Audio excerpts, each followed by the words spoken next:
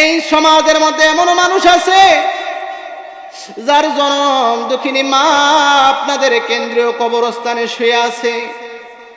এমন মানুষ আছে যার কলিজার টুকরা আব্বাজান আপনাদের কবরে শুয়ে আছে।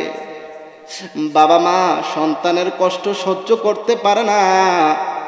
জানি না রে, এ আদ্রা মানুষের কলিজার টুকরা আব্বা আম্মা গুলা কবরে কেমনে জানে শুয়ে আছে।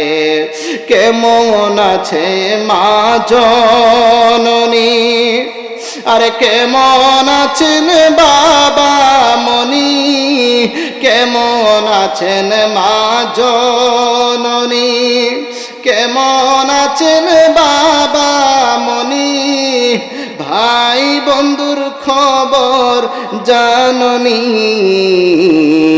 কিছুই কইলা না, আরে কবর দেশের খবর লইলা না, মন তারে চিনলা না, কবর দেশের খবর লইলা না। 3.5 হাত করতে ফেলে আর কেমন কইরাইলা চলে, 3.5 হাত করতে ফেলে আর কেমন কইরাইলা চলে, বাড়ি আইতে দেরি হইলে, বাড়ি আইতে দেরি হইলে যে মা ঘুমাইতো না, আরে সে কবর দেশে মায়ের পাশে একই দিন রইলা না। এখনো যখন আমি রাত্রে মাহফিল করে বাড়িতে যাই, সবার আগে যখন আমি দরজাটার মধ্যে কড়া নাড়ি, দেখি আমার মা জননী সবার আগে ঘুম থেকে উঠে যায়। আজকে কার জানে রে, আজকে বাড়ির মধ্যে যাইবে কত কিছু আছে, কিন্তু জনম দুঃখিনী মা বাড়ির মধ্যে নাই। আজকে কে জানে রে আছে বাড়ির মধ্যে যাইবে যেই বাবা মাথার গাম পায়ে ফেলায় সন্তানকে মানুষ বানাইছে, যেই বাবার স্মৃতিগুলা বাড়ির মধ্যে দেখা যায়। আজকে বাড়ির মধ্যে গেলে কে জানে দেখবে সব কিছু আছে, কিন্তু জন্মদাতা বাবা দুনিয়ার মধ্যে নাই। আরে যার মা নাই বাবা নাই,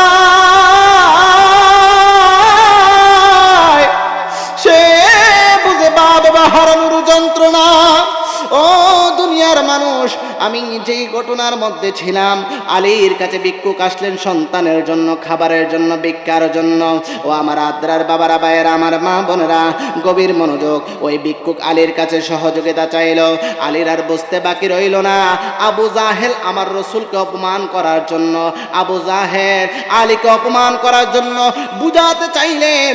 ইসলাম গ্রহণ যারা করে তারা না খেয়ে থাকে, মানুষকে তা বোঝানোর জন্য আবু জাহেল এই ভিক্ষুককে আলীর কাছে পাঠাইছে। আলীর আর বুঝতে বাকি রইল না, আলীর আর বুঝতে বাকি রইল না। ও আমার আদ্রার বাবারা, ভাইয়েরা, আমার মা বোনেরা, গভীর মনোযোগ দিয়ে আমরা শুনে, হযরত আলী রাদিয়াল্লাহু তাআলা আনহু আর বুঝতে বাকি রইল না। আলী রাদিয়াল্লাহু তাআলা আনহু সাথে সাথে আল্লাহকে ডাক দেয়া বলেন, আল্লাহ, আজকে যদি তোমার বন্ধু নবীর আমি যদি অপমানিত হয়ে যায়, তোমার বন্ধু নবী অপমানিত হয়ে যাবে।